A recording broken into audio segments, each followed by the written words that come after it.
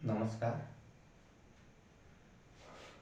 आज हम लोग मॉडल पेपर 2 सामाजिक विज्ञान खंड ब मतलब दूसरा खंड, पहला खंड होता है बहुविकल्पिका और दूसरा खंड होता है वर्णनात्मक फर्स्ट और वर्णनात्मक सेकेंड।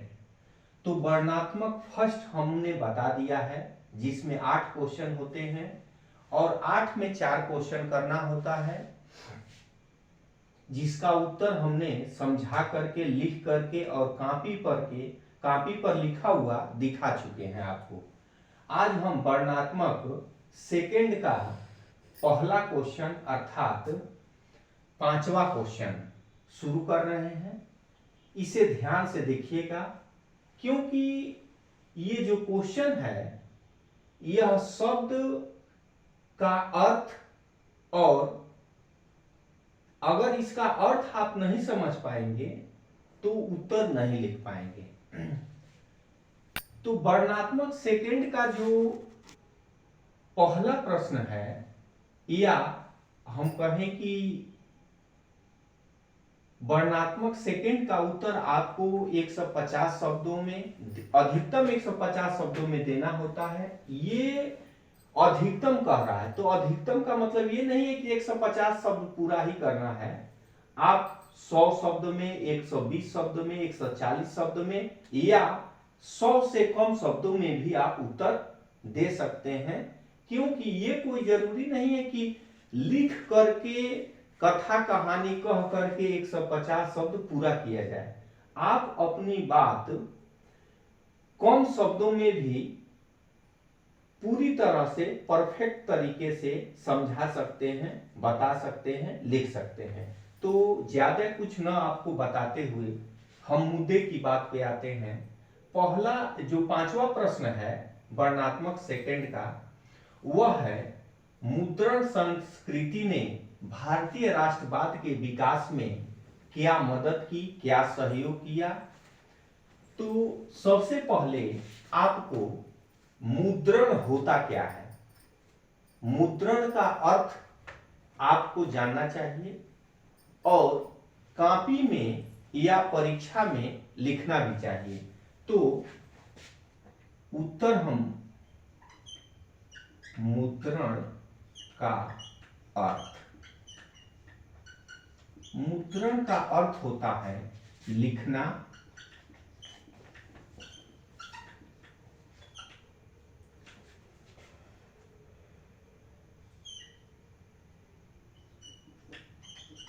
टाइप करना, छापना,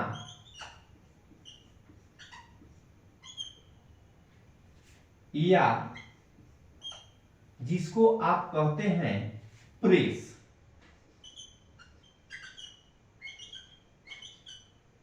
प्रिंटिंग प्रेस, ठीक है।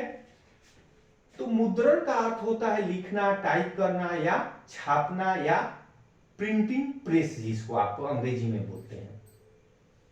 अब प्रश्न यह है कि मुद्रण संस्कृति ने भारतीय राष्ट्रवाद के विकास में क्या मदद किया, क्या सहयोग किया। तो जब मुद्रण या छापेखाना का भारत या यूरोप में विकास हो गया, तब यहां पे 18वीं शताब्दी में धीरे धीरे लोगों ने उदारवाद, राष्ट्रवाद, मानवतावाद या अन्य चीजों के विषय में लिखना शुरू कर दिया। पहले प्राचीन काल में आदमी कम लिखता था, क्योंकि वह जो है कि जो लिखता था उसके लिए साधन नहीं थे, और लिखने उस जो लिखता था उसको जो है दूसरे जगह जो है कि कोई भेज नहीं पाता था, कोई जान नहीं पाता था, कोई पढ़ नहीं पाता था।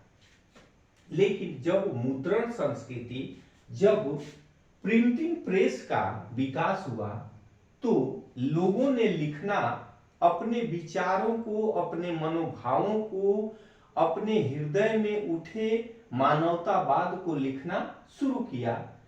इससे क्या हुआ कि राष्ट्रवाद का विकास हुआ, अर्थात हम व्यक्तिवाद से उठ करके पूरे जो है राष्ट्र के विषय में सोचने लगे। और जब ये सोच विकसित होता है तो हम अपने जो है कि विचारों को कागज कलम पे लिखना शुरू करते हैं। लेकिन जो मुद्रण, जो प्रिंटिंग प्रेस है, उसके विकास ने आदमी जो है कि ज्यादा से ज्यादा लिखना शुरू किया। अब हम अर्थ के बाद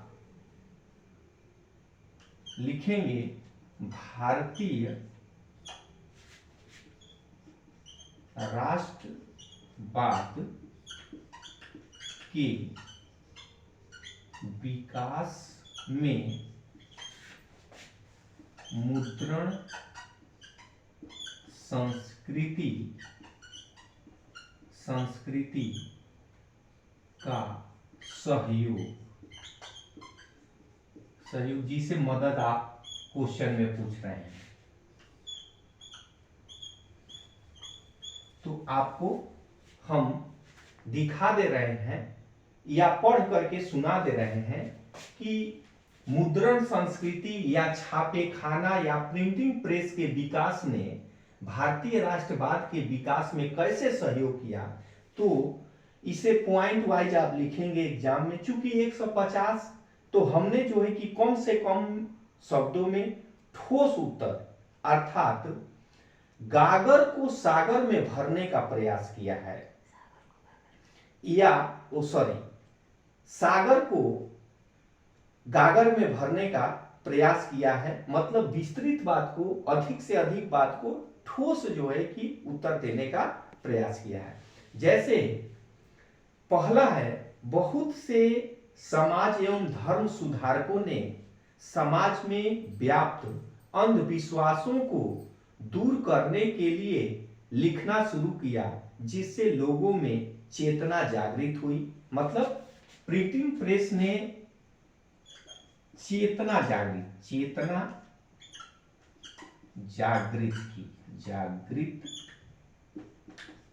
जागृत किया। जैसे राजा राममोहन राय, दयानंद सरस्वती, विवेकानंद, ये तीनों ऐसे जो है कि समाज सेवक थे, साहित्यकार थे, फिलासफर थे, जिन्होंने भारत में अनेक विषयों पे लिखा। और इस लिखने का प्रिंटिंग प्रेस ने छापना शुरू किया। और जब छापना शुरू किया तो जनता ने उसे पढ़ना, समझना शुरू कर दिया। इससे जो है कि लोगों में राष्ट्र के प्रति, मानवता के प्रति एक विचार उत्पन्न हुआ, और वह विचार था देश के लिए सकारात्मक सोच। दूसरा था कि जातिवाद, महिला शोषण, मजदूरों की दयनीय स्थिति पर लिखा गया। इससे जनमानस में अपनी खराब स्थिति को समझने में मदद मिली।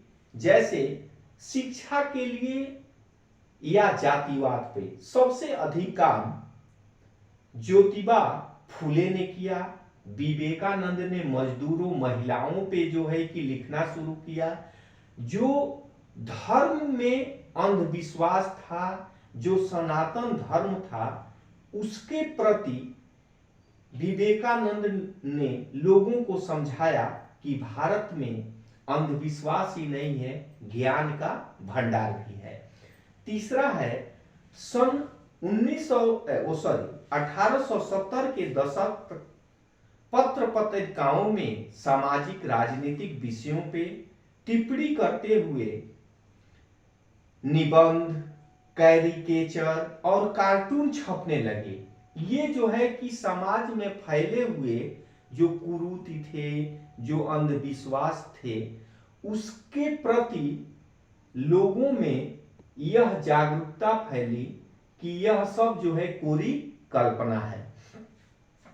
चौथा है कि राष्ट्रवादी लोगों ने राष्ट्रवाद को बढ़ाने के लिए स्थानीय मुद्रण का व्यापक सहारा लिया। पांचवा विशेष जो सहयोग या मदद है वो अंधविश्वासों, सामाजिक समस्याओं के साथ साथ विदेशी शासन पर भी सवाल उठाने लगे तथा भारत की गरीबी एवं पिछड़ापन के लिए ब्रिटिश सत्ता को कोसा जाने लगा, अर्थात ब्रिटिश शासन के विरुद्ध भी लिखा जाने लगा। इसमें इस कार्य में सबसे पहले यूरोपीय लोग ही आगे आए, जैसे जेम्स ऑगस्टस हिकी जो 1780 में बंगाल गजट नामक पत्रिका निकाला। उसके बाद से लखनऊ का नवल किशोर प्रेस तथा मुंबई का वेंकटेश्वर प्रेस, इलाहाबाद का गवर्नमेंट प्रेस, पायनियर प्रेस और लीडर प्रेस तथा ओमकार प्रेस और इंडियन प्रेस ने महत्वपूर्ण भूमिका निभाई। अब आप इसे देख सकते हैं कि हमने इस प्रश्न का उत्तर कैसे लिखा है और आपको भी एग्जाम में या परीक्षा में कैसे लिखना चाहिए।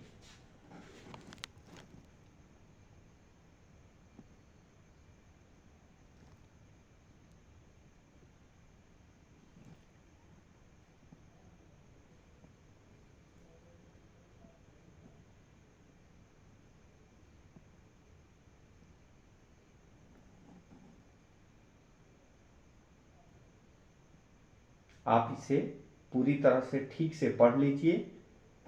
अगर आप इस बात को समझ गए और इसके पॉइंट वाइज जो हेल्प है, सहयोग है, मदद है, आपने कुछ भी लिखा तो जरूर आपको अच्छा अंक मिलेगा। अब हम पांचवें का 8वां प्रश्न पे विचार करेंगे कि क्या बोर्ड ने पूछा है या 24 में क्या आ सकता है।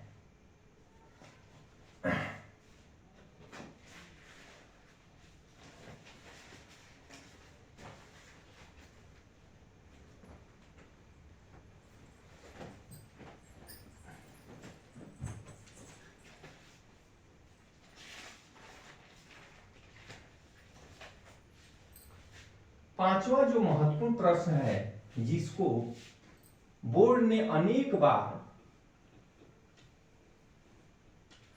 बोर्ड परीक्षाओं में पूछा है, वह प्रश्न है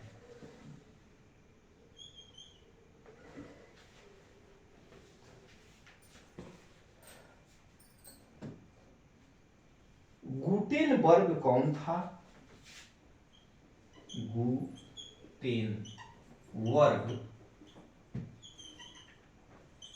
कौन था?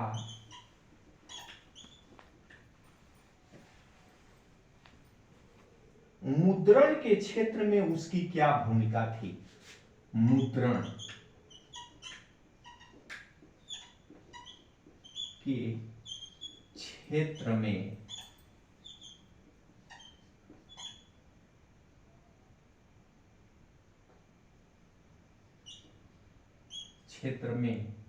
उसकी क्या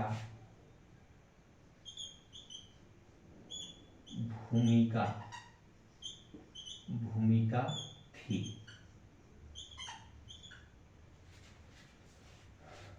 गुटेनबर्ग कौन था? मुद्रण के क्षेत्र में उसकी क्या भूमिका थी? ये प्रश्न जो है अनेकों बार पूछा गया है। आपको बता दें कि गुटेनबर्ग का पूरा नाम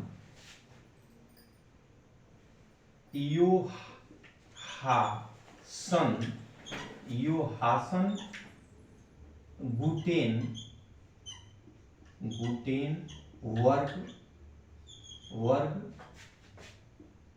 जो 1400 में पैदा हुआ था और 1468 में जिसकी मृत्यु हो गई थी।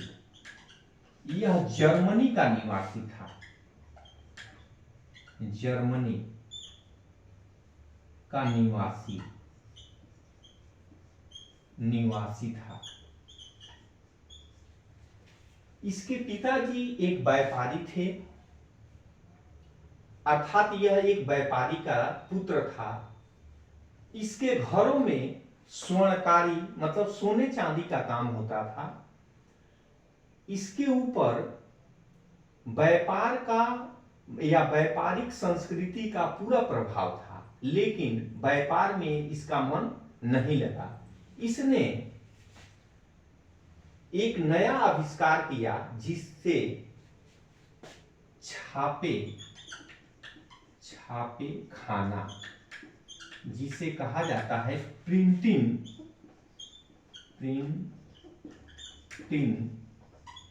प्रेस। प्रिंटिंग प्रेस का इसने आविष्कार किया। हाई स्कूल में ऑब्जेक्टिव या बहुविकल्पी के रूप में पूछा जाता है कि छापेखाना का आविष्कार किसने किया। तो छापेखाना का आविष्कार गुटेनबर्ग ने किया था। और इस छापेखाना या प्रिंटिंग प्रेस के आविष्कार ने एक लेखन के क्षेत्र में क्रांति उत्पन्न कर दिया और अगले शताब्दी के लिए यह एक लेखन के क्षेत्र में क्रांति था, क्योंकि लिखने की परंपरा विकसित हुई और जब लिखा जाता था तो वही जो है छपता था, और जब छप जाता था तो पूरे देश में पूरे जो है कि जहां तक जो है संचार व्यवस्था थी, लोग उसको उनके विचारों को पढ़ते थे। और उससे जो है यूरोप में क्रांति हुआ, आर्थिक जो है कि क्षेत्र में लोगों को मदद मिला। जो लोगों ने नया अनुसंधान किया था उससे अन्य लोगों को जानकारी हुई, और इस प्रकार गुटेनबर्ग का ये समाज के प्रति देन है या समाज के लिए सहयोग है, या समाज में उसकी यही भूमिका थी। अब हम आपको पढ़ करके सुना दे रहे हैं कि आप लिखेंगे क्या एक्चुअल में। ये तो छोटा एक समझने की बात है। योहासन गुटेनबर्ग जर्मनी का एक व्यापारी का पुत्र या बेटा था, जिसने जर्मनी को आविष्कारक देश, मुद्रण संस्कृति और प्रकाशक के रूप में पहचान दिलाई। छापेखाना का आविष्कार गुटेनबर्ग ने ही किया था। उसने अपने यांत्रिक जंगम प्रकार के मुद्रण संस्कृति, जिसे अंग्रेजी में मैकेनिकल मोवल टाइप प्रिंटिंग प्रेस, मतलब जो घूमने वाला छापेखाना था, उसके साथ यूरोप में छपाई का काम शुरू किया। उसके कार्यों से यूरोप में मुद्रण संस्कृति की शुरुआत हुई, मतलब छपाई की शुरुआत हुई, और यह आगे की शताब्दी के लिए एक आधारशिला के रूप में तैयार हुआ, जो मानव इतिहास में आधुनिक इतिहास एवं साहित्य लेखन की परंपरा विकसित हुई, जिससे पुनर्जागरण, यूरोपीय धर्म सुधार, यूरोपीय ज्ञानोदय और वैज्ञानिक क्रांति के विकास में महत्वपूर्ण भूमिका निभाई। साथ ही आधुनिक ज्ञान अर्थव्यवस्था के लिए भौतिक आधार और ज्ञान का लोकतंत्रीकरण या जनतंत्रीकरण के रूप में महत्वपूर्ण भूमिका निभाया। अब आप इसका कॉपी पे लिखा हुआ देख सकते हैं कि इस प्रश्न का क्या आंसर या कितना आंसर लिखा जा सकता है, उत्तर लिखा जा सकता है।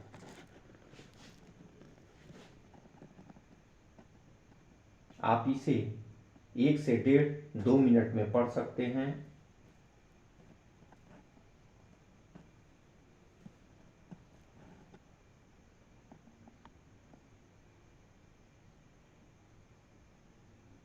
चूंकि इतना जो है कि कम शब्दों में सटीक बात, सटीक उत्तर लिखना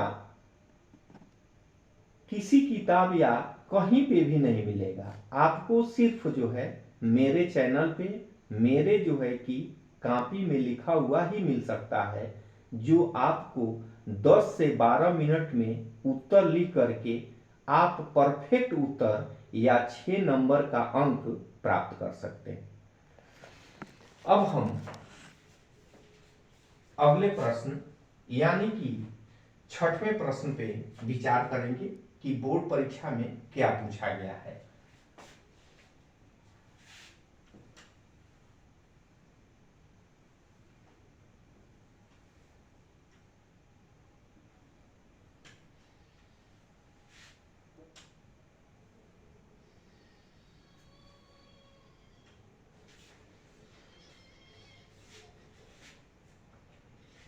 छठवां है क्वेश्चन संख्या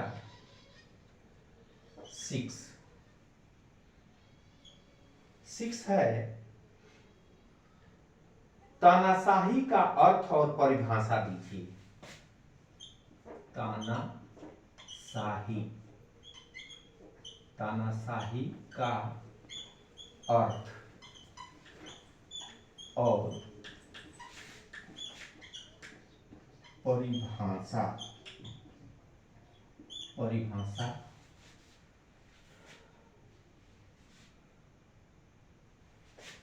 परिभाषा दीजिए तथा इसके प्रमुख लक्षणों का उल्लेख कीजिए। तथा इसके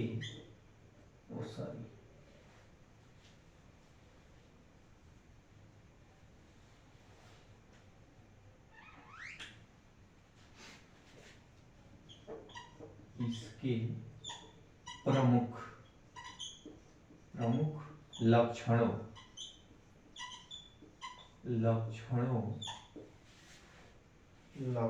का उल्लेख कीजिए। लक्षणों का उल्लेख कीजिए।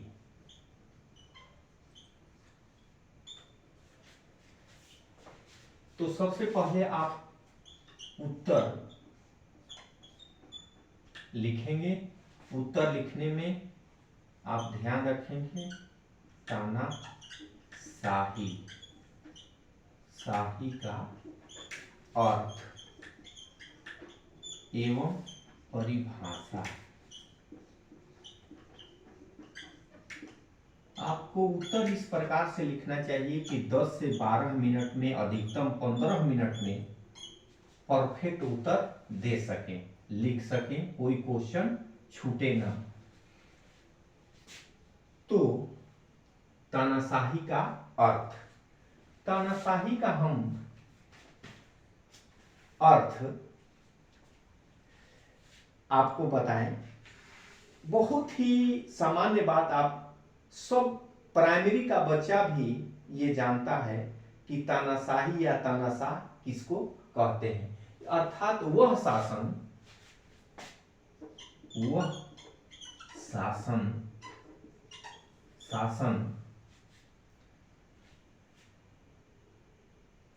जिसकी या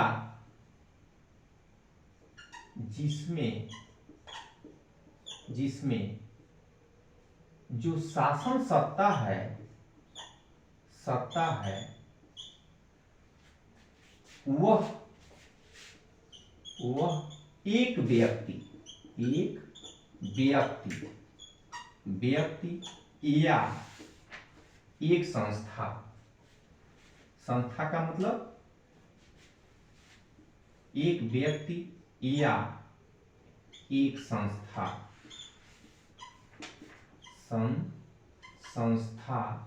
में सिमट कर रहे या सिमट कर रहे या उसका उपयोग एक व्यक्ति करे। अब उसकी इच्छा ही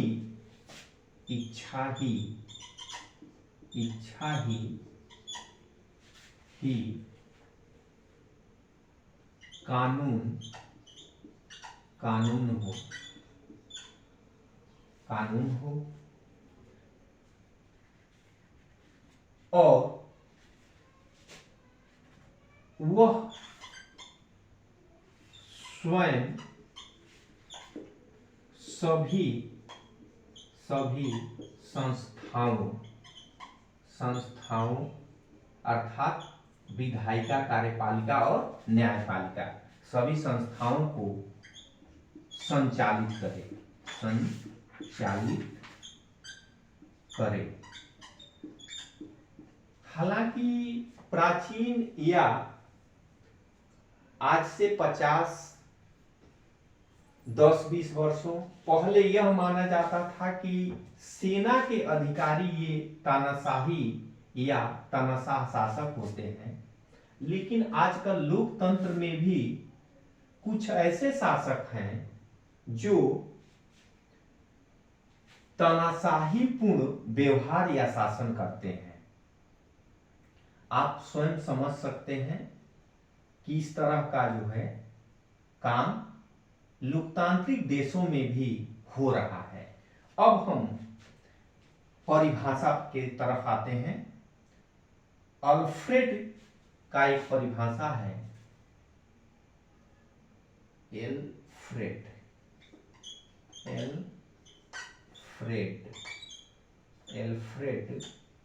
की परिभाषा है कि तानाशाही उस व्यक्ति का शासन है जिसने यह पद वंशानुगत नियमों के आधार पर प्राप्त नहीं किया है, बल्कि अपने सैनिक सत्ता, सैनिक शक्ति और जन सहमति के सहयोग से प्राप्त किया है या दोनों के मिश्रण से प्राप्त किया है।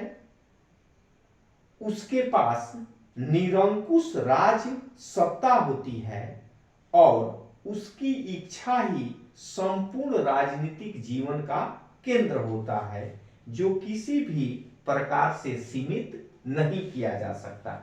अब इसका लक्षण क्या है? तो चूंकि लक्षण पूछा है, लक्षण को विशेषता भी कहते हैं, गुण भी कहते हैं, विशेषताएं या। तो आप अब सुन लीजिए कि तानाशाही लोकतंत्र के सिद्धांतों को स्वीकार नहीं करता है। इसमें अधिकारों की अपेक्षा कर्तव्यों पर अधिक बल, आप जो है कि काम करते रहिए, अधिकार की बात मत कीजिए। इसमें स्वतंत्रता की अपेक्षा अनुशासन पर विशेष बल दिया जाता है। आप अनुशासित होकर के रहिए, स्वतंत्रता की बात मत कीजिए, जो सरकार या शासक कहता है वही काम करते रहिए। दूसरा इसका जो लक्षण या विशेषता है कि तानाशाही सरकार अपने किसी भी कार्य के लिए स्वयं जिम्मेदार नहीं है, स्वयं उत्तरदायी नहीं है, लेकिन देश की जनता उसके प्रति, मतलब शासक के प्रति, उस दल के प्रति पूर्ण रूप से उत्तरदायी है। मतलब आप अगर कोई काम कर रहे हैं, गलत हो गया, उसमें सरकार का नुकसान हो गया, तो उसके उत्तरदायी स्वयं होंगे, उसके जो है भागीदार स्वयं होंगे, आपको दंड जरूर मिलेगा।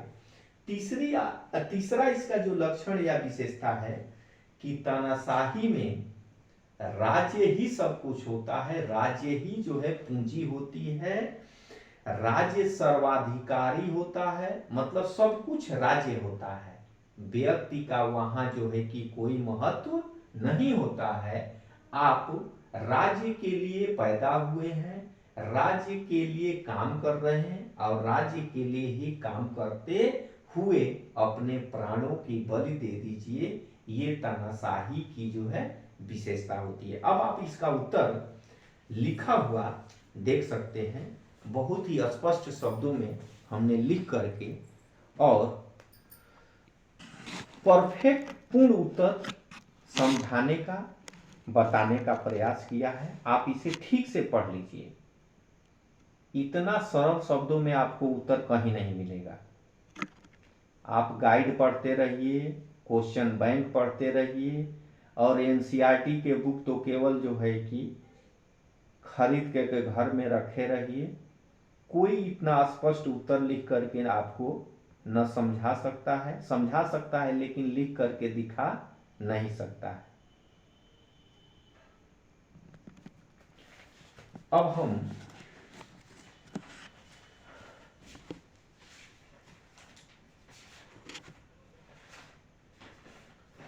जो छठवां का अथवा है, मतलब क्वेश्चन नंबर 6 का अथवा, उसे देखेंगे कि बोर्ड परीक्षा में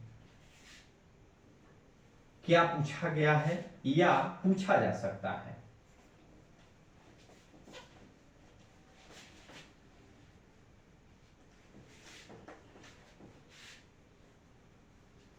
सिक्स का अथवा थोड़ा सा गड़बड़ हो गया।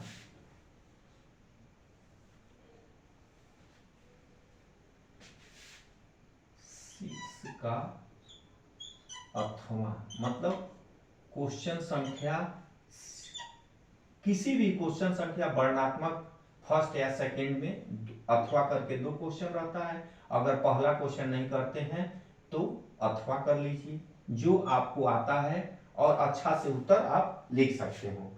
तो अथवा है, भारत में लोकतंत्र की सफलता के लिए किसी, लिख दे रहे हैं क्वेश्चन, भारत में लोकतंत्र की सफलता के लिए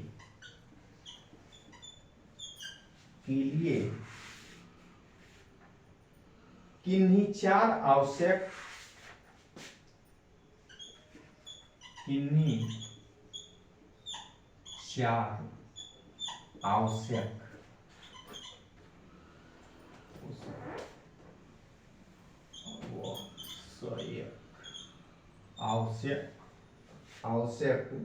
दशाओं का उल्लेख कीजिए।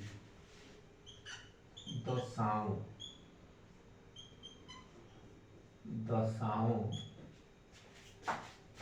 का उल्लेख कीजिए।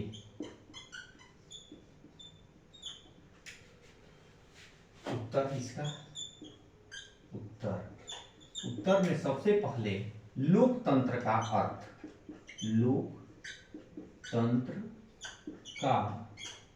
लोकतंत्र का अर्थ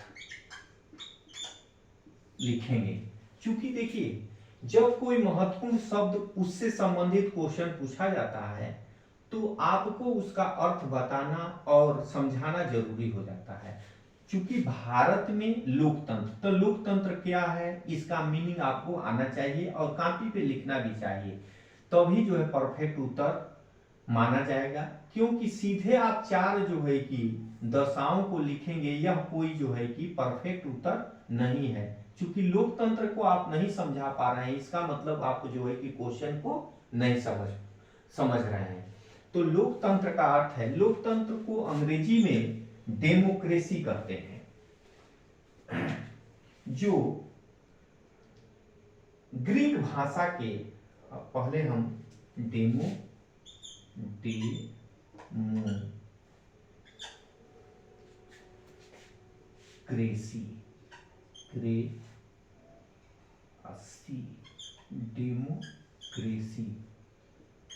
जो डेमोक्रेसी है वह तो अंग्रेजी का शब्द है, लेकिन ग्रीक, यह जो डेमोक्रेसी है यह ग्रीक भाषा के 2 शब्द, पहला शब्द है डेमोस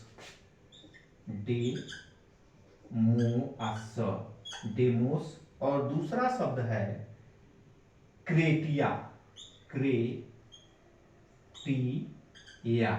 अब इनका अर्थ क्या होता है? तो डेमोस का अर्थ होता है जनता, और क्रेटिया का अर्थ होता है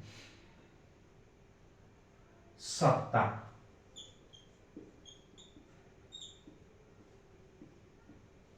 तो अब ये डेमोस और क्रेटिया से दोनों के मिलने से डेमोक्रेसी बना है। डेमोक्रेसी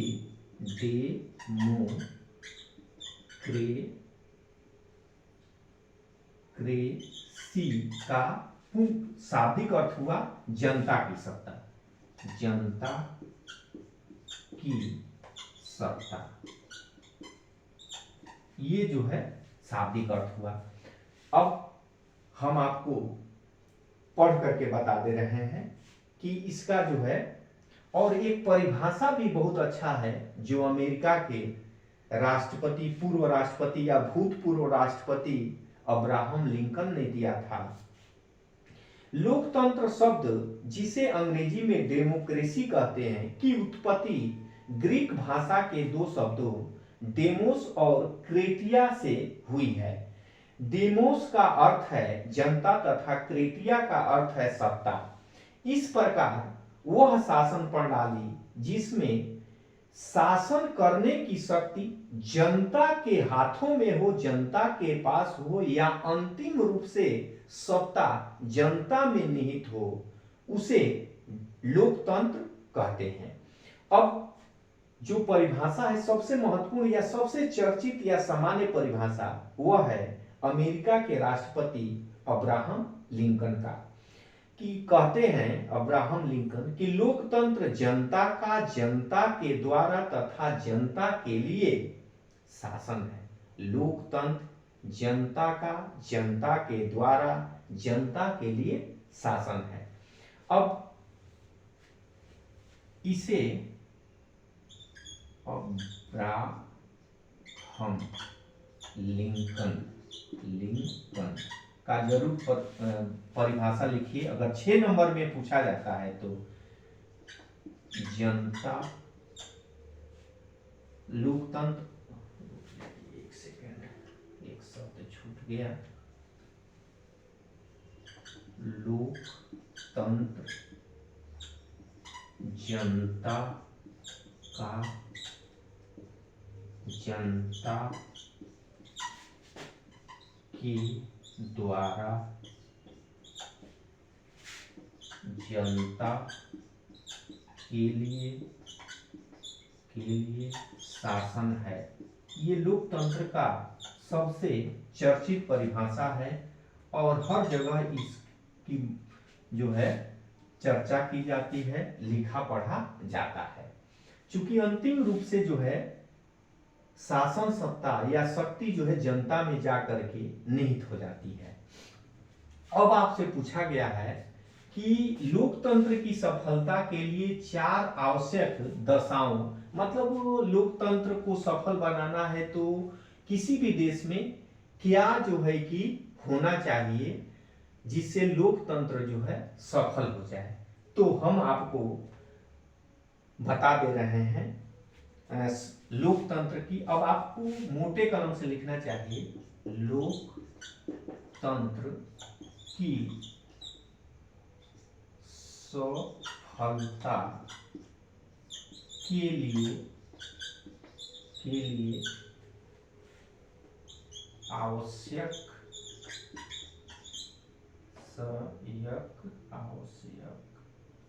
कारक, हम कारक मान रहे हैं दशाएं के जगह पे, ये आपको हेडिंग डालना चाहिए, या क्या जरूरी है कि लोकतंत्र सफल हो जाए।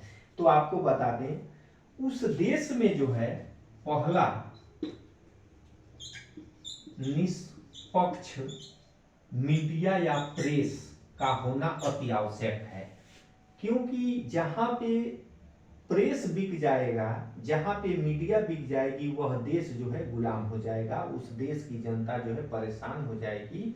इसलिए प्रेस का निष्पक्ष होना बहुत जरूरी है।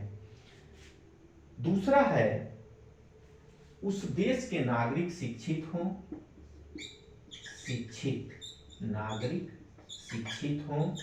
ईमानदार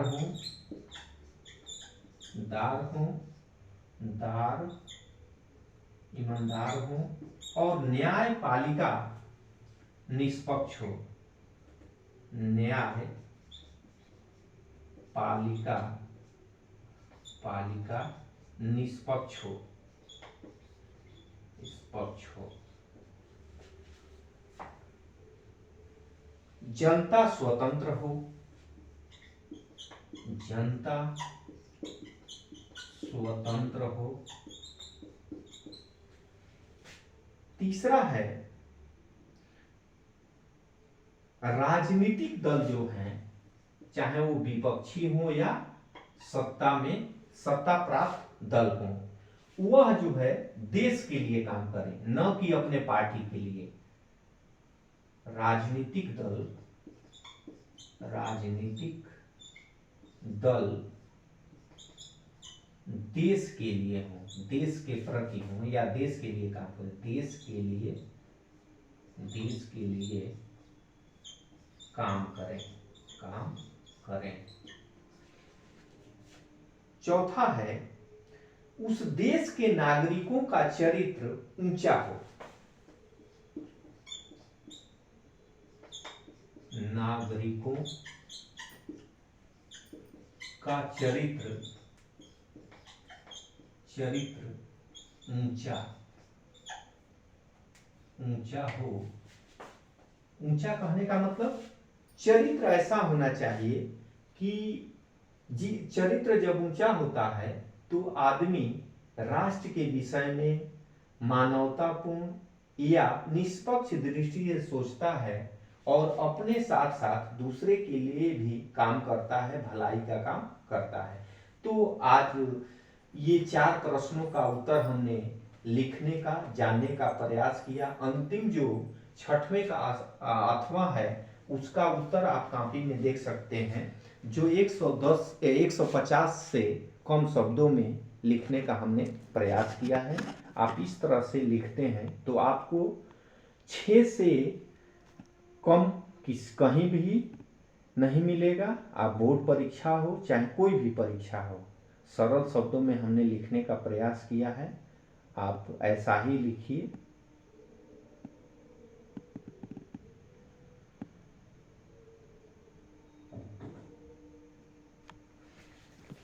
धन्यवाद।